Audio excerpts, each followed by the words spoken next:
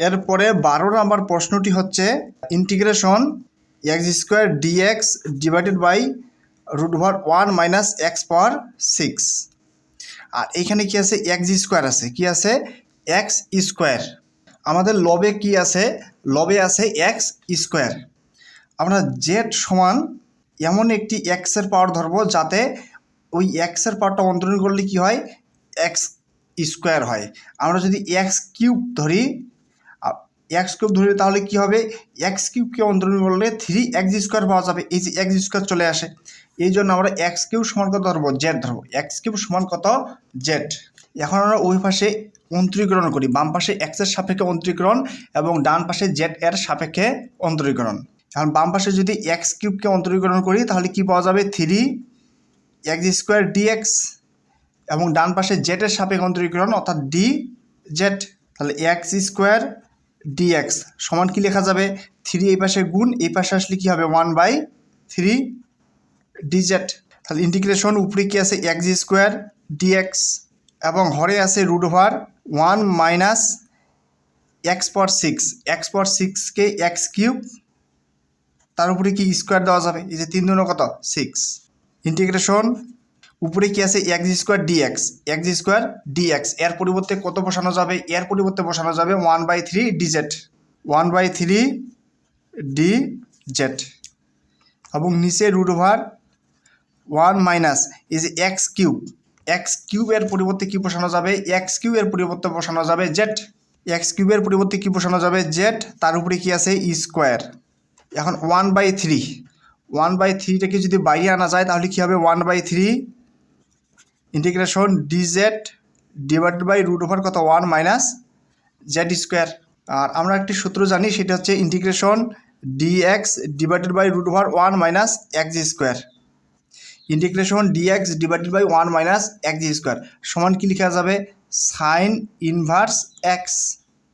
Integration d x divided by √1 minus x square, integration d x divided by √1 minus x square সমান লেখা যাবে sine inverse x. এটা কার সাপেক্ষে, এক্সের সাপেক্ষে, কিন্তু এখানে কার সাপেক্ষে আছে, জেডের সাপেক্ষে। এই যে integration d z divided by √1 minus z square, তার মানে কি লেখা যাবে 1/3 সাইন ইনভার্স জেড। আর ইন্টিগ্রেশনের কাজ শেষ হলে অবশ্যই একটি কি কনস্ট্যান্ট সি দিতে হবে। তাহলে কি থাকে 1/3 সাইন ইনভার্স জেটের মান কত, জেটের মান হচ্ছে এক্স কিউব, জেটের মান কত, জেটের মান হচ্ছে এক্স কিউব, অর্থাৎ জেড এর পরিবর্তে কত বসানো যাবে, জেড এর পরিবর্তে বসানো যাবে এক্স কিউব। আর কি থাকে প্লাস কত সি। এটি হচ্ছে কি এই প্রশ্নটির উত্তর। এবং এরপরে 13 নম্বর প্রশ্নটি হচ্ছে integration 2 divided by x minus কত 3 plus 3 divided by 5 minus x into d x. 13 নম্বর প্রশ্নটি হচ্ছে integration 2 divided by x minus 3 plus 3 divided by 5 minus x কত ডিএক্স। আমরা একটা কাজ করতে, এখানে কয়টা পদ আছে, কয়টি ভগ্নাংশ আছে, 2টি ভগ্নাংশ আছে, এবং 2টি ভগ্নাংশের সাথে আমরা ইন্টিগ্রেশন চিহ্নগুলো দিয়ে নেই।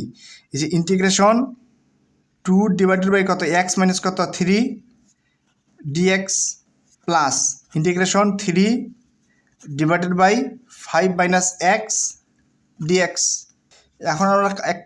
এখন আমরা একটি কাজ করতে পারি, সেটি হচ্ছে এই যে 2, এটি কনস্ট্যান্ট সংখ্যা, 2টাকে আমরা ইন্টিগ্রেশন চিহ্নের বাইরে নিয়ে আসি। যে 2 ইন্টিগ্রেশন কি থাকে ডিএক্স ডিভাইডেড বাই কত এক্স মাইনাস কত 3 প্লাস এই যে 3টাকে বাইরে নিয়ে আসি 3 ইন্টিগ্রেশন, তাহলে কি থাকে ডিএক্স ডিভাইডেড বাই কত 5 মাইনাস কত এক্স। এখন আরেকটি কাজ করতে পারি, সেটি হচ্ছে এই যে 2 ইন্টিগ্রেশন ডিএক্স ডিভাইডেড বাই কত এক্স মাইনাস কত 3 plus 3 integration d x divided by, আমরা যদি যে 5 মাইনাস এক্স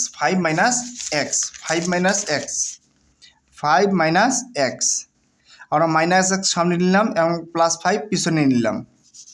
এখন মাইনাস কমন যদি নেই, -1 যদি কমন নেই তাহলে কি হয় এক্স মাইনাস কত 5 হয়, অর্থাৎ এইখানে আমরা কি কমন নিব মাইনাস কমন নিব, অর্থাৎ মাইনাস এক্স মাইনাস কত 5।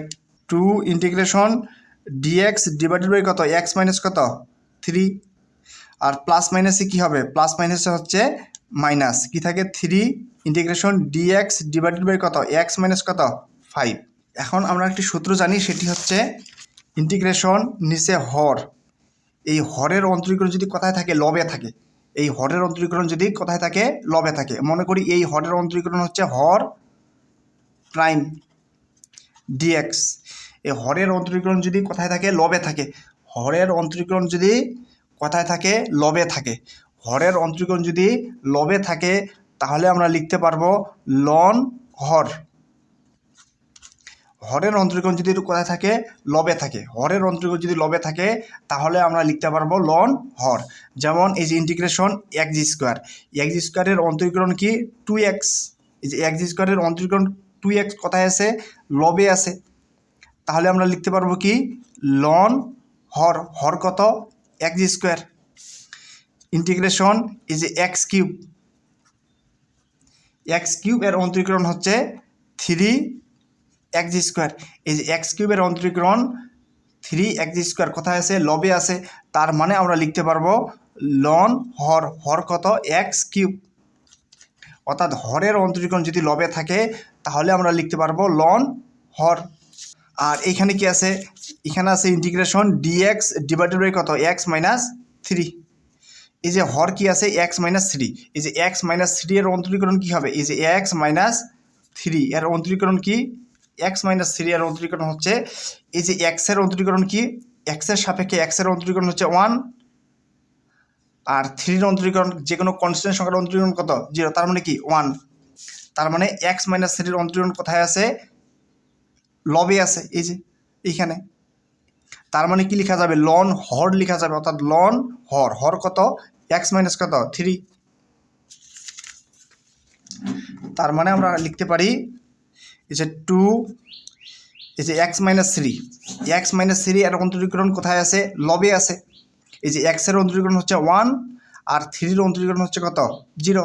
তার মানে এক্স মাইনাস 3 এর অন্তরীকরণ যে 1, এটা কোথায় আছে, এই যে লবে আছে মনে মনে। তার মানে আমরা লিখতে পারি লন হর। হর কত, এক্স মাইনাস 3 মাইনাস 3। এখানেও কি এক্স মাইনাস 5, এক্সের অন্তরীকরণ কি আছে, 1। এক্সের অন্তরীকরণ কি 1, এই যে 1 এখানে কি মনে মনে আছে। আর 5-এর অন্তরীকরণ কি 0। তার মানে এক্স মাইনাস 5-এর অন্তরীকরণ কোথায় আছে, লবে আছে। তার মানে আমরা লিখতে পারি লন হর। অর্থাৎ এক্স মাইনাস কত, 5। আর ইন্টিগ্রেশনের কাজ শেষ হলে অবশ্যই একটি কী দিতে হবে, কনস্ট্যান্ট সি দিতে হবে। এখন এই যে লন এক্স মাইনাস 3, আমরা যদি লনের সামনে যদি কোনো সংখ্যা থাকে, লনের সামনে যদি কোনো সংখ্যা থাকে তাহলে এটা পাওয়ার আকারে বসে। মাইনাস লন কি আছে 3 লনের সামনে, তার মানে এটি কি হবে, এক্স মাইনাস 5-এর উপরে কী হবে, পাওয়ার হবে। আর কত, প্লাস সি। সূত্রটা হচ্ছে এটি, এই যে এন লগ এন, অর্থাৎ লগের সামনে একটি কী আছে, সংখ্যা আছে। এই সংখ্যাটি কী হবে, এর উপরে কী হিসেবে যাবে, পাওয়ার হিসেবে যাবে। এখন আমরা লন লন কী নিব, কমন নিব। লন লন যদি কমন নেই তাহলে কি এক্স মাইনাস 3 তার উপরে কত, স্কোয়ার। আর বিয়োগ থাকলে কি হয়, ভাগ হয়। বিয়োগ থাকলে কি হয়, ভাগ। কি আছে, এক্স মাইনাস কত, 5 তার উপরে কত, 3 প্লাস কত, সি। অর্থাৎ লন লন যদি কমন নেই আর যদি বিয়োগ অবস্থায় থাকে তাহলে সংখ্যাগুলো কি হয়, ভাগ হয়। লন লন যদি কমন নেই আর এখানে যদি কি থাকে, মাইনাস থাকে, তাহলে সংখ্যা দুটো কী হবে, ভাগ হবে। আর যদি এখানে আমাদের প্লাস চিহ্ন থাকতো তাহলে সংখ্যা দুটো কী হইতো, গুণ হইতো। এখন এটি হচ্ছে কি এই প্রশ্নটির উত্তর।